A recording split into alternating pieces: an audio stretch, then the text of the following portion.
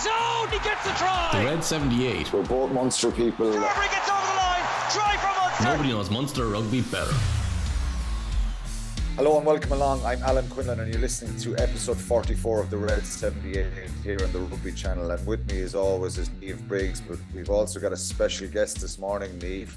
Joining us today is Munster and Irish rugby legend CJ Stander. CJ, thanks a million for coming on.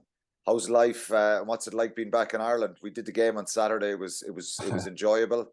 Ireland were happy they won, but what's it like for you being back here for the first time since that shock decision to decide to retire 18 months ago, is it? Around that now? Yeah. Hey, Quinny, and if it's good to be back. Thanks for having me. So the last few days has been special. Just being back and just experiencing what we've always experienced as a family, to be part of and taken in from the Irish culture and the Ireland supporters and the Munster supporters. We were in Dublin for a few days and down in Limerick now for 2 days already. So it's great to be back. I probably think it was a big shock for everyone, but it was a decision that I wouldn't say it was lightly thought of, but I just knew it was the right time, the right decision, the right place to make it, to finally say goodbye and hang up the boots. And I think I shocked a few people by not going back and playing again. I think a lot of people said, "I'm surely going to play again," but I always felt that I'll never do that to the Munster and Irish jersey, to go somewhere else and to not ruin my image, but to ruin that relationship I have with both teams and everyone involved. You've 105. Sorry, Niamh. I just want to call out your number, CJ. You have 156 caps for Munster, which is very impressive, considering you were playing for Ireland for couple of those years as well. 51 caps for Ireland, and of course you were on that British and Irish Lions tour in 2017, and you came on in one of the tests, if I'm right. You won in 2016 Rugby Writers Player of the Year. 2000, and that was in September, I think. In May that year, you won Rugby Players Player of the Year award. So you got brilliant recognition and had an incredible impact in Irish rugby. And I think certainly question marks about the whole overseas players coming here as project players and playing for different countries. It's obviously changed now. World Rugby have changed that up a good bit. So what was the whole experience like as a youngster coming to Munster in 2012? And tell us a little bit about the reaction and how you and Jean-Marie enjoyed that. Yeah, I think my journey was a bit different. I was playing at the Bulls, and I remember Sean Payne back then was in South Africa for looking for a winger, actually. And I know you were just retiring that year before, and there's a bit of a gap in the loose forward rankings, and he asked me about it, and I didn't really take a lot of notice to it. And he rang me up in June that year, 2012, and he said, "Look, there's a big gap now. Do you want to come over?" I think I signed a 1 year, 8-month deal. That time it felt a bit weird to sign what was that? That's 20-month contract. And came over, no clue, no English what I was doing. I knew about Munster. Obviously, I've seen him playing in European games, and my grandfather is a big rugby fanatic.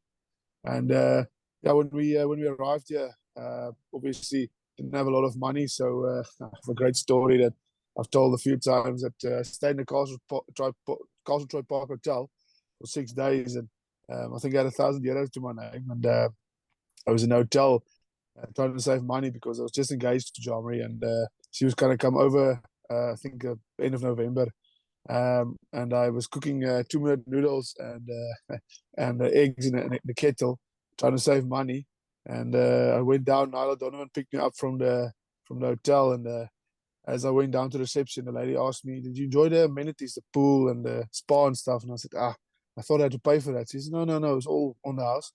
And she said, "At least you probably enjoy the breakfast, lunch and dinner, the free breakfast, lunch and dinner." So me there in the room, yeah, at least I saved some money. But the journey and the experience we had was unreal. I think coming from South Africa, where we've got our family and our friends close by, and coming over here, not having that support structure, man, I must say we lived in a small estate in Limerick in Milltown Manor, and the neighbours just pulled us in. We were almost had to fight people off to have us over for dinners and for lunches, and that made us feel welcome from the start. And then as soon as I got involved with the team, and the thing I realized is if you buy into the culture and the team, and also now if you buy into the Munster way, people want you there and they want to make sure you're happy and you're safe. A guy like Paul O'Connell made a lot of time for me and my family. And I remember the first time we met him, or my wife, Jomri, met him, he knew exactly who she was, what she was doing swimming-wise. And for me, a guy who has 100 caps for Ireland, to take some time to spend some time to make sure he knows my family was quite impressive. And we felt welcome from day one. That's why we came back this week. My wife couldn't say goodbye because of COVID. So she's been very emotional this whole week, and I've just been driving her around. CJ, I think just a couple of things there. So I remember my first time meeting you. We were both training on the track down in the arena, and you had just broken your hand, and you had played I think you went through a good few training sessions, maybe half a game, and not told anybody because you were afraid that if you had said if you had told them that they'd have sent you back home. But I think the biggest thing probably that, from my perspective is, do you have any regrets in relation to retiring so early? Niamh, that was special. I asked when I broke my hand, I asked Ian Costello just to put it back into place on the pitch, and I literally had it away for about 2 weeks, and then I couldn't take it anymore because, my game. I didn't really pass while I was playing. I couldn't pass then with a broken hand, so I'd worked out, but I just had too much pain. But no regrets for retiring so early. It was funny. We were playing against Harlequins in a European game, and yes, I felt I had a good game, and I was actually lucky enough to be man of the match again. But I wasn't happy, and I just got in the car that evening and rang Johan. We were very close, and rang Jomri, and I said we need to chat. Sat down, and I just said to them something is wrong. I don't really know what it is, but I need this week just to make sure that. But I think I'm going to retire. And both of my wife was like, she laughed at me. She said, "You're concussed or you're crazy." And we just spoke about it, and I sat down, and we played Clermont a week after that. And I knew then I was going to retire. So it just felt like big, look, the last few months and last few months, I that edge of me being competitive, I lost that. You probably couldn't see it as when you watch the games, but in the gym, in my preparation, I just felt I was a bit off, and I knew I'm not going to get it back. The body's at 32; it's quite old. I've played a lot of games, and I prided myself when I was playing that I always wanted to play 80 minutes. I'm one of those guys who walked off the pitch when Johan or Rassie or whoever, Axel, pulled me off at 60 minutes. I would be like looking at the stand like, what the hell are you doing? Like, I'm supposed to play 80. So I had my fair due. So no regrets now. And when you made that decision, CJ, was it difficult kind of keeping it to yourself? And did it make you a bit more relaxed and comfortable? When you have big decisions in your life to make and you actually make the decision, I don't know, maybe you're one of these people that kind of, once the decision is made, that's it. I would procrastinate over it. I would wonder, is the right thing, the wrong thing to do? Did you kind of go, right, decision is made, I'm happy and comfortable? And how difficult was it kind of to keep it quiet? I rang a lot of people that's mentors to me, and I spoke to them, and it was a 50-50 result. A lot of them were like, "You're crazy. Just take a bit of time, sign another deal." And I knew when I said it to myself, that's it. I'm one of those guys. If I make a decision, I follow a process, and I got to that decision. I said, right, that's it. I'm calling it here, and I didn't look back. I just rang a few mates and a few friends just to let them know, just to let them keep it quiet. But it wasn't that I didn't go around and tell everyone, but I tried to keep it to myself. It wasn't that difficult. I felt way more relaxed, and it felt like I started enjoying rugby again. It was one of those ones where I enjoyed the preparation and everything. And it comes to a Saturday before the game, and then I just get this feeling on my body or in my mindset that another game, and I really hated that feeling. I didn't start playing rugby when I was a kid not to enjoy it. So went through the whole week, all the preparation, all the training, and I get to a Saturday, and I'll be like, I'm not good enough, or I'm not gonna enjoy this, and that hurt me a little bit. As soon as I made that decision, that was all gone. Is there a lot of pressure, CJ, on being a top class international or professional rugby player, even at club level? Is there a lot of pressure, and can that be tricky for you always portrayed someone who was very confident, and you kind of alluded a little bit there that you start doubting yourself a little bit in confidence. So it just probably goes to show every sports person can kind of have that a bit of emotional roller coaster. And are you relieved now that pressure is gone? I always found when I retired, I loved every minute of the games and the buzz and the excitement and the gift we were given to be able to play at the top level. But I certainly didn't miss the performance, the pressure on Saturday. It's like going on stage, isn't it? If it's a good performance, you feel great. And if, sometimes you can doubt yourself a little bit like that. Yeah, Quinny, I'm quite confident in what I do and what I can do, but there's always pressure to perform. And I think as I started growing as a player and started being more involved in a leadership role and a senior type of role, there's pressure to perform as a team and as a squad and as a leadership group, So that pressure always keeps on building, and I think that puts that sometimes puts a damper on the game yourself. When you don't enjoy that anymore and the process isn't fun anymore, then it gets difficult. And again, I'm a confident guy, and as soon as you lose that feeling that you've got a lot of pressure coming from the outside. I think when I started evolving in the game and started turning into a leader in the group and getting more involved in the squad and the Munster setup in general and on Ireland as well, I think there's a lot of pressure to perform as a senior player and as a leadership player in the group. So there's lot more pressure, and I think that puts a damper and takes a bit away from your own personal game. And in the last few years, it was always from the beginning like that, but I just swept it off. But to be a foreign player was a bit more difficult because I felt I always had to perform a little bit better than anyone else to make sure that I kept my place in the team. Because that is a talking point that did happen through my career. It was always like, yes, he's good, but there's another guy who's just as good. Why would we pick him? So that put a lot of pressure on me as well, and the family as well. I think my wife did very well to make sure I stay calm, but she knew that the way she needed to handle me during big weeks. The big weeks was actually the ones I enjoyed. Those smaller weeks where we played away games against Zebra or Treviso, where we're probably more worried about performing and getting a win. Okay, CJ, we put out a tweet yesterday, and Niamh is gonna. The Munster fans love you, absolutely love you. What you did for Munster, the passion you played with. So I put out a tweet yesterday, as I do every week for the podcast, and Niamh has a load of questions there.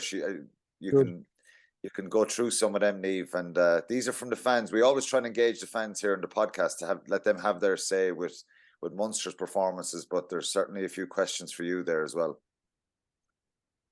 And CJ, you'll see loads of them were actually not questions. They were just telling you how much they loved you, and they tagged you on Twitter, so you can have a look at them. But Brian Lawler wanted to know what happened to your lovely Limerick accent, and how life is after rugby in South Africa, and how different it is to Ireland. Brian, I never really had a Limerick accent. It's funny when I'm in South Africa, when I speak English there, people don't understand me. So I'm in limbo at the moment with being international or a foreigner in South Africa as well now. But I'll take that. At least I learned my English in Limerick. But life after rugby is good. I spend a lot of time with the family. I'm in construction, so So I'm a project manager on at Valdevik Construction. So I do new developments, new homes, and a bit of restorations as well. So that keeps me quite busy. And the difference for me, just being back, is just the weather. If the weather was a bit better, I would have stayed 100%.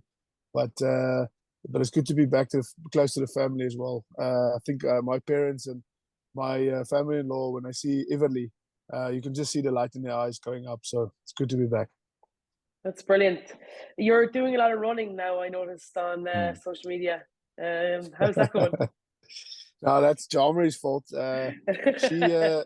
Someone told her in primary school that she runs like a Teletubby, and she never ran. So she just started running, and it's scary. She's just signed a deal with one of the biggest running clubs in South Africa, and she's looking to do the New York Marathon in 2 years' time. So wow. I just have to follow her to. I don't know. I'm not very good. I'm too big. Quinny would know. We're not made to run too far. Very good. Jack Quinn wanted to know if you had to kit out one last time for Munster to play South Africa, or one last time to play for Ireland, what would it be? So would you kit out for Munster, or would you kit out for Ireland? I actually think about it. It would actually be great to play on Thursday night for Munster. I think that's going to be. I think Thursday night's going to be special. Porky sold out. Munster is probably struggling a bit, but I think this is probably the kick they need. There's a lot of young guys coming through, and but yeah, it'll be Thursday night. It'll be unbelievable. Speaking of those young boys, Jack wants to know the young players, who excites you most within that young playing group? Look, he's probably, it feels like he's a senior already, but Jack Crowley for me is someone we need to pin down and realize that he's going to be the next big 10 out there. He plays well. He knows how to handle the game, and he impressed me so much playing fullback. He's already looks like he's a great leader in the squad. So he's someone that really stands out for me, and it's good to see that a younger guy like that has confidence in the team to stand up and do his own thing. Yeah, it's obviously huge. I think especially within this group, because there's so many young players there, it's important, I suppose, that they're starting to pull through. Dara Crowley wants to know what your view on Munster's approach this year versus the Van Gran Rassie era. I think look, with all new things, it takes a bit of a time to get together, to regroup and stuff. I've actually watched their games intensely. The only thing that they need to sort out is looking after the ball. I think if they can make sure they do that, obviously the defense has picked up a lot. Everyone coming in with all the new coaches, I'm very impressed with the defense. I just spoke about it earlier. The ruck speed against Ulster was 2 seconds. If they just keep the ball, they would be very, very impressive. They've scored some very good tries, and again, there's some young players coming through. So, big difference for me is they're probably trying to look after the ball a bit more, especially with Rassie's game plan. As you can see with the Springboks, we never played in our own half, and we just kicked the ball away and almost let the other team make the mistake. And then we try to capitalize on that. But now at the moment, it looks like they're trying to create more opportunities for themselves and see if they can play from anywhere. Yeah, I think that's kind of like indicative of where the game is going, to be fair. I think the game is evolving a lot. And I think when you look at Rassie's style and say the style within Ireland at the moment, it's a bit like chalk and cheese to a certain extent in terms of that territory pressure. The last question we have for me is Tom Lundgren. He tweets into us a lot, and he wanted to know about the time that you had called it a day, which you had already spoken about, but also he watched a Rassie video analysis of the Ireland-South Africa test on Saturday, and he wanted to know, like, was he always like that post-analysis? Like, I know we obviously watched I don't know if you got to see the brilliant South African documentary after, but the big thing that stuck out for me was Rassie's ability to get his players on board, like to back his players, to kind of fill you with confidence, and didn't really matter what was happening outside the circle. He just wanted to make sure that within that group. Look, there's obviously been a huge amount of things been made about those social media and stuff like that. Was he always kind of like that about getting players on board and getting them to play for him, and maybe afterwards, the social media stuff maybe, but yeah, look, Rassie, when he coached us, he had one thing he always said is that he doesn't really care anything about that happens during the week. As long as you play on Saturday and you play unbelievably well, so doesn't matter what happened, he'll look after what that happened, good or bad. He never really criticized the refs that much when he coached us. I think he goes at it a bit more now. But in fairness to him, his biggest skill is the analytics that he does on teams and players and referees. That's his big difference. And he always made sure that we know exactly what's needed from us as a player, individual, and as a squad in general. So so he's always been on top of that, and he really made sure that you bought into Saturday. It doesn't matter what happens during the week. So, do you mind me asking then?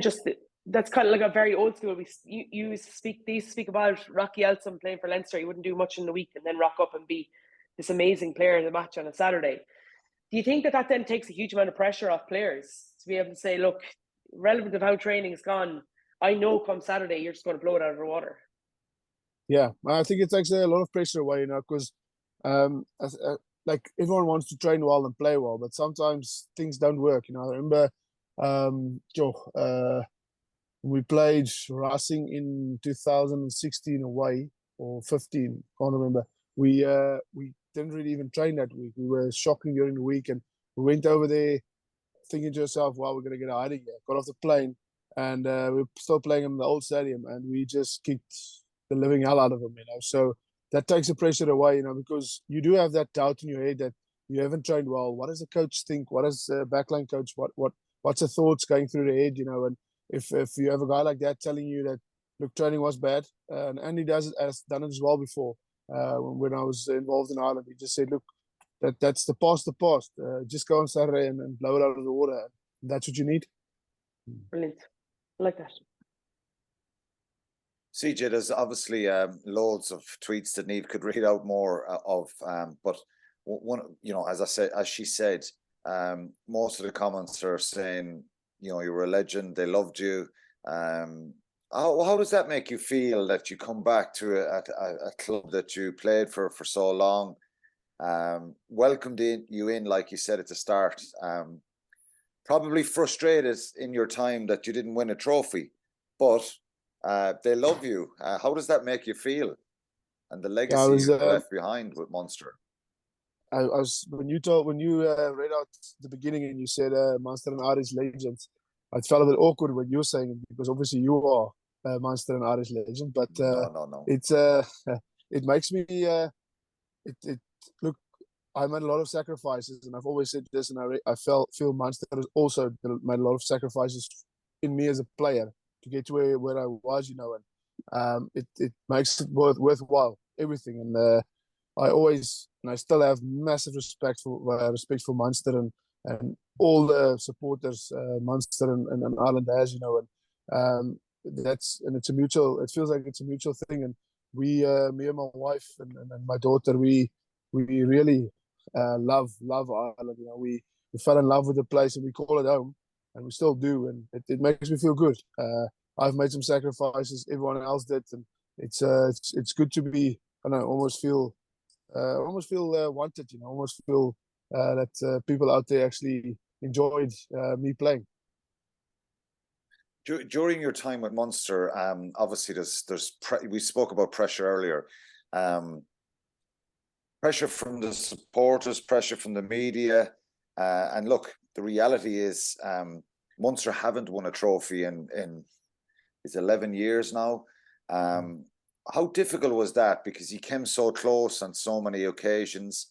And did you feel that pressure? And was that a big motivator? I'm sure all the players wanted to win at times, but there was some kind of rocky patches as well, and some great happy memories as well. But it would have capped it off if you'd got a trophy as well. But how did you deal with that, or those ups and downs along the way with Munster? Look, Quinny, I think it's 11 years. I think you were still playing when Munster won something last, and it is difficult. I think when you set out your goals for the start of the year, it's heartbreaking thinking back, and I didn't win anything with Munster. because every year we sat down and we said all the competitions we're involved with, we want to win a trophy, and that's something we wanted to give back to supporters and the club in general. And we had loads of success with Ireland, and that was great, But for me, always Munster was number one, and it was my biggest thing that we always.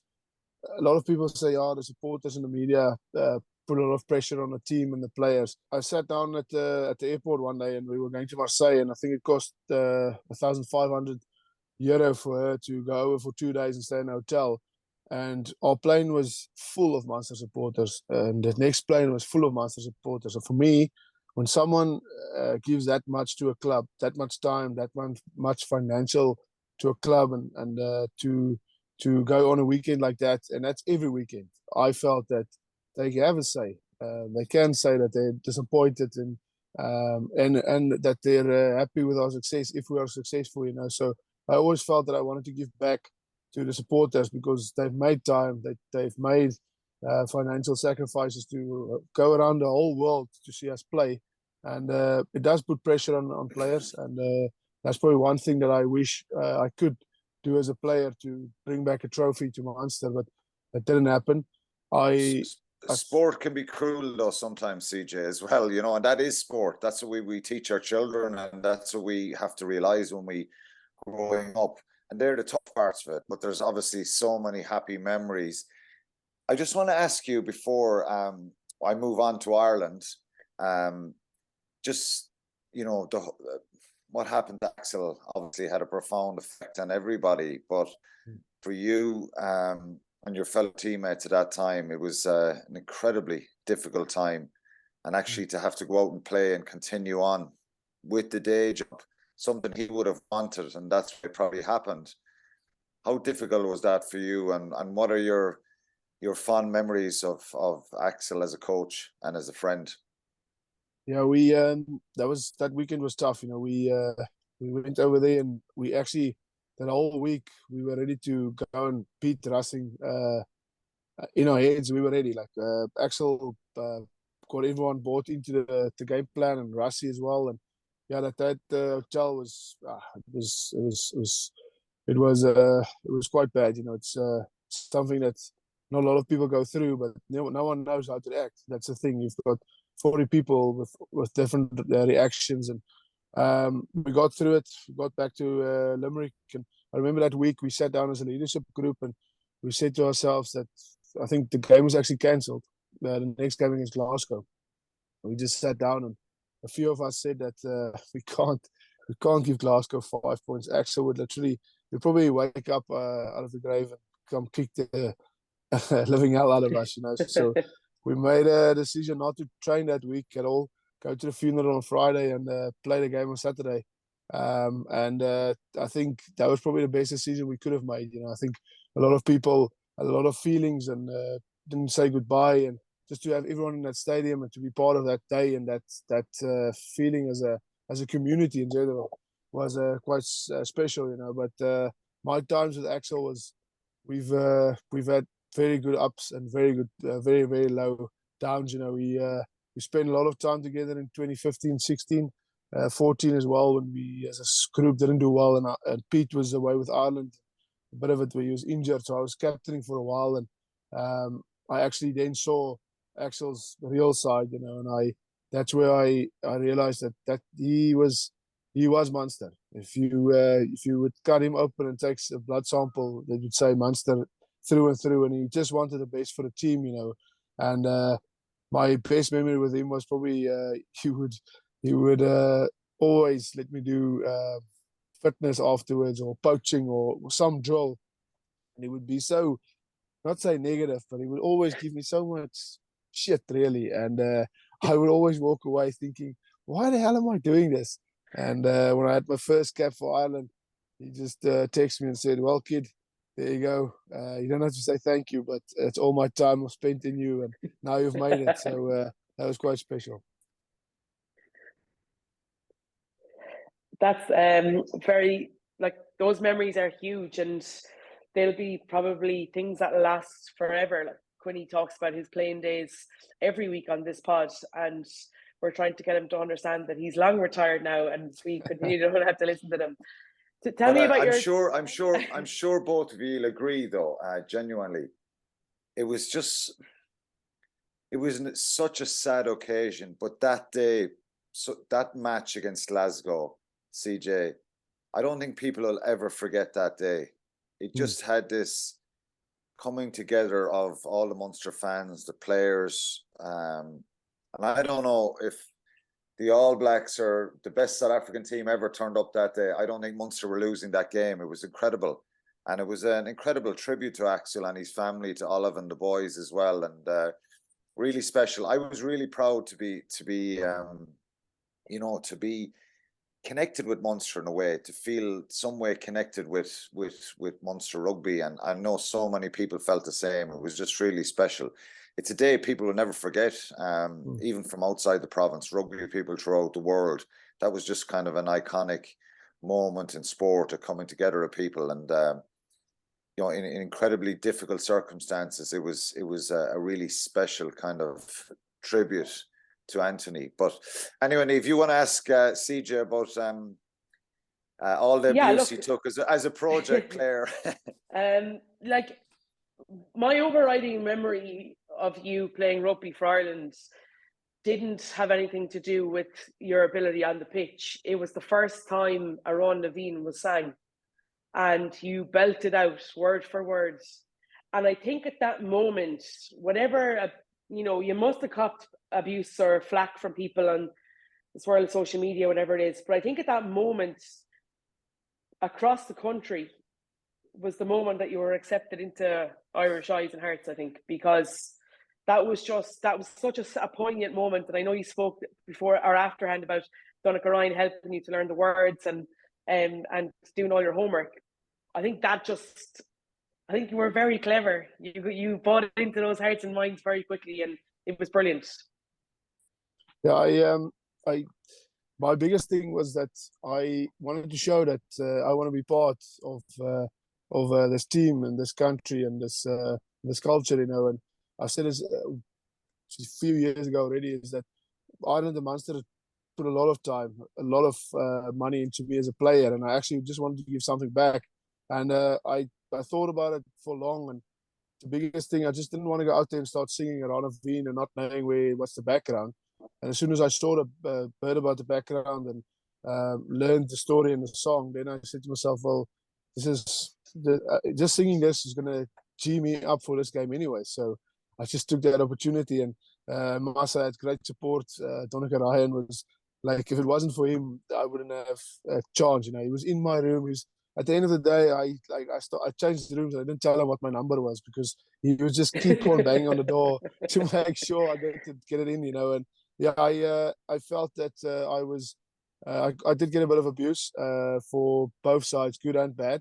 But for me, really, it was just for me and myself saying, I'm part of the country now. I've got my Irish passport. I'm here to stay, and I'm here to make this team better. And that was my big motivational point.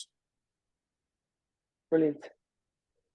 And you got player of the match in that first game. Just take us back to that Welsh game in Dublin. You're named in the squad in January 2016, and then you play that game, and you got, I suppose, what's become in some circles the CJ Stander Man of the Match award. That's what I get slagged about, because I give it to a good few times over the years. But that must have been an incredibly special day to go out and in that first game and win the game and get player of the match as well. Yeah, I remember Joe Schmidt just started talking to me just before the last 2015 World Cup, and I qualified that November. And I remember driving in the car in Limerick, saying to my wife that I'm not in. You would have got an email by now or a phone call.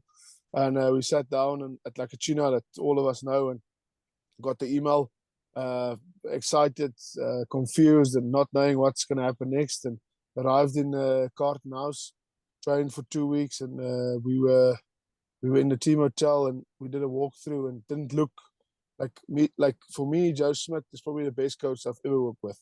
So he had a way to work with me that only he could do. He almost made me feel that I'm not good enough, and in a good way. Because he really brought out the best in me every week, So that week was tough. He was on my case like every second of the day, and he selected me in the squad. And to start, I couldn't believe that. And went out and played against Wales. That was wow. Quinlan, if you know that provincial rugby to test level is not a small step up. It was, for me, it was like two different worlds, and just to be part of that and be strong and fit enough. I probably played my best rugby in 2016-17. I'm glad I made my debut then, because I was fit, strong, and mentally in the right space. And that was a great day for me and the family. So what was the reaction? What was the reaction back home with your friends that you grew up with? You played with South African under-20s. Your family will back you 100%. Your friends back in South Africa. What was the reaction like with those guys? Were they slagging you or texting you? Yeah, I got a good bit of stick. They knew I couldn't talk a lot of English, so they didn't really. They said I'm probably at the wrong spot. I probably just walked in there and just said to them that I'm here now. But I got a lot of stick. They, especially the boys I played in the 20s with, they just said that they can't believe it. So I had a good few friends who's in the Springbok squad as well now. But it's all good. It's all good crack. It's not nothing negative, luckily. Can I ask you? Too far. Yeah, sorry, go ahead, Niamh. I'm just very curious. So obviously on the coaching band right now, in relation to what was so good about Joe Schmidt in terms of how he brought the best out of you, and so many others, by the way. I just think his rugby brain, firstly, is exceptional. When we beat New Zealand in Chicago, he called out the numbers and the tries we had to score. He worked out the game plan that's going to beat them. And we just followed that down to the T, and that's exactly what happened. That's one example. But as a player, as an individual, being coached by him, he never, it was, I always felt that he's almost like a father, but an angry father. He's always on my case in a good way. He made sure. Sometimes he would tell me at captain's round that yes, you had a bad training week and you didn't really train well, and he's not really sure if I should start, stuff like that. And I'll be still angry going into Saturday. Then I'll play unbelievable. Then afterwards I'll tell Jamari, I'm like, this guy, like, it's unreal. I don't know how he does it. But if he dealt with me any other way, I probably wouldn't have performed. So for me personally, I think he knew exactly. He's a very good player manager. He knows what player needs what. And he looked after me as a player. Like, from my side, he was literally the best coach I ever worked with. And when he said he's gone, I felt that that was probably time for me to go as well. Because I was wondering who's going to bring the best out of me. But his man management and his knowledge of the game was unbelievable. And a lot of people can't deal with that. I think a lot of guys just couldn't take the pressure that he gave you. Yeah. And they just moved on. But that's what he wanted from a player, to take pressure and to turn that into a diamond. It's a cliche, but that is it. Yeah, love it. And then you went on and played for the British and Irish Lions, CJ. That must have been incredibly special as well. I actually hate mentioning the Lions because it doesn't bring back good memories for me from 2009. But, going on that tour, playing, I suppose, developing as a player with Munster first and foremost, then being ready to go up, play with Ireland, getting all that detail off Joe and being confident. That must have been the icing on the cake in 2017 when you went on that tour. Phenomenal achievement, really. Yeah, I actually never thought that I was going to play for the Lions. We were training, and all the other teams, like, they sat down and watched the announcements. We actually were training with Munster, and the groundsman actually came to me and he goes, "Oh, you're in the Lions squad." And I was like, "There's no way. He's probably taking the piss out of me." And yes, got selected. But then I did my ankle against the Saracens, did my syndesmosis. So I was on the verge of not going. And I just said to myself, I just have to get this ready. And I went on tour, and unbelievable to work with top-class players across the world, or across Europe, to go to New Zealand and to to be part of. I was part of. It's weird. I was part of both squads really. I was playing for the midweek teams and then also playing on the test training on a test match week. So juggling that, and I think I actually played 6 or 7 games on tour. But to play in that last test, the second test was the bench. I didn't go on. Last test to go on and draw a series was confusing when we drew. I thought we were going to play another 10 minutes, but we got through it, and that was unbelievable experience and just an achievement to be part of. And my family was still very proud, and it's one of the best achievements I have in my career for sure. When you look back and you look at your career as a whole, people said you were too small in South Africa. They wanted you to be a hooker. You got called into the South African squad in 2012 to train with them, but didn't get picked for the Rugby Championship. When you look back now and you look at the journey of Munster, Ireland, British and Irish Lions, the great teammates you made, friends you made, the way people kind of supported you and backed you in Ireland, how does it make you feel? Are you really content in yourself and proud of what's happened for you in the last number of years? Yeah, if I look back, and sometimes I forget the decisions and the road I had to take, but if I look back, I'm content, I'm happy, and it just, for me, it shows again that your life is set out for you, really. You just have to walk the road, and there's going to be kinks, and there's going to be ups and downs, and there's going to be times where you really doubt yourself. In 2011, 12, I almost just went back to the farm and said, I'm not even going to play anymore, because I was so down in the dumps with myself, and then got picked up by Munster, and then again things just grew and grew, for me as a person, I went from a little boy and did something I loved, playing rugby, learned different culture, lived in a different country, and had an opportunity to play for a team that I think is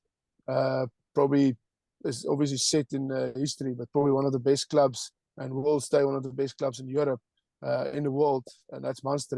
That for me is something that no one can ever take away. And I sometimes when it's tough at work and struggling with deadlines, I say to myself that I've gone through worse, and to get through all of that and all the achievements, it was worthwhile. Look, the big thing for me that as I come off this call in a few minutes is in relation to, I can't help but think how brave you are to make a decision like that, to understand your thought process, to be brave enough to say, look, if I don't have my competitive edge, then I don't want to be playing this game, because you're not going to get the best out of me.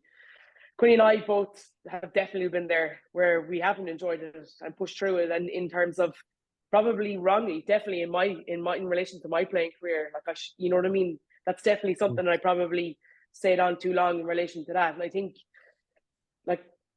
it's an incredibly brave thing to turn around and say, well, if I can't get the best out of myself, then I'm not going to take the piss out of everybody else. And you just blew me away by your opening statement, and I've been trying to get myself back on track since. But look, it's been incredible to have you on. Incredible. Thanks, Niamh. Thanks for having me. It's one of those things that I almost felt that I was going to feel guilty if I take someone else's spot, and it's weird. I never wanted someone else to say, look, you're not performing, and I took that away from the coaches, and I just said, I know I'm not going to start performing in the next 6 months, so I'd rather say goodbye now. And that probably shocked them, but I think when I started looking back, they probably saw that there's a bit of an edge missing. Your legacy is intact, CJ, because you didn't go and sign for the Bulls or the Sharks or the Stormers, which everyone predicted. I was asked that several times as well in different interviews. So you didn't do that. You're still only 32. I retired at 36. So I think there's still a couple of years. You might go back and play yet. But look, before we kind of wrap up, we'd love to stay and chat to you for ages. And we've kind of roundabout ways there trying to get your thoughts and feelings on the journey. As Niamh said, brave decision, big decision. You said it yourself, half your kind of mentor said you were crazy, and the other half said it was brilliant and it was brave, and it was, I think. So we focus a lot on the Munster supporters, but I think the people of Ireland took you into their hearts as well, and the Irish fans as well. So it wasn't just, I suppose, Munster was your kind of spiritual home, but when you started playing for Ireland, people loved the CJ Standard carries, Eva and Thomond Park, and we missed them. My son now runs with the ball kind of wrapped tight in his hands and tries to do the CJ Standard sit down, where you sit the opposition down. But no, it's an incredible journey and an incredible story, and I think you know, you're fondly remembered as a Munster and Ireland player, and it's great to have you back this week. It was brilliant to have you back on Saturday. We won't go through the matches, but Ireland had a great win against the Springboks on Saturday. It was attritional, it was physical, and I'm sure it will be the same in Cork. You mentioned that it will be a special occasion in Cork. Munster kind of been very, very unlucky with a lot of injuries this season as well. So a lot of good young players coming through, and Niamh and myself have been going through that in the last couple of weeks. They're in a tough place at the moment, but Thursday night should be brilliant. And then Ireland play Fiji on Saturday in the next November international. Final thoughts to you, messages to the fans, to the rugby public of Ireland. Over to you. You can, it's not a goodbye, it's just maybe you can acknowledge anyone else you want there, and before we finish up. But look, it was brilliant to have you on the pod as well. I'll keep it short and sharp. I always get emotional when I get an opportunity to say something to the supporters. But yeah, just thanks for what you've put into a young boy, and the support we got as a family, and just thank you for everything that you do in general. You know, I think going to every game and having an input and supporting the team and the players. I just I was supported as a player, and as a person in general. You know, and I was known as CJ Standard, and my wife and my daughter, and we are really grateful to have been part of. Take rugby and all those things out of the way. Just be part of the Irish culture and the Munster supporters and Irish supporters. And thank you for that. Thanks for always having time for me in my good times and my bad times. That's it. Nice words, CJ. And I'm sure you'll get a great reception in Cork on Thursday as well. That's it for episode 44 of the Red 78. To make sure you get your podcast straight to your phone every week, just search the Red 78 and press subscribe. Don't forget to get in touch with your thoughts. You can tweet us at Rugby Channel 15, or send Niamh and I a message on Twitter, or leave a comment on YouTube. Thanks a million, CJ. It was great to have you on. You're being bombarded with questions there from both of us. And also thanks to you, Niamh, as well. We'll all look forward to Thursday night, and hopefully we get a good performance. Munster will be a special occasion. Thanks, Quinny. Perfect, thanks, guys. me and CJ. Thanks for having me. Cheers, Niamh. Thanks for having me. CJ, thank you so much, and I will see you Thursday, okay? The Red 78 with Quinlan and Niamh Briggs. Nobody knows Munster rugby better. I'd like to think I know a lot.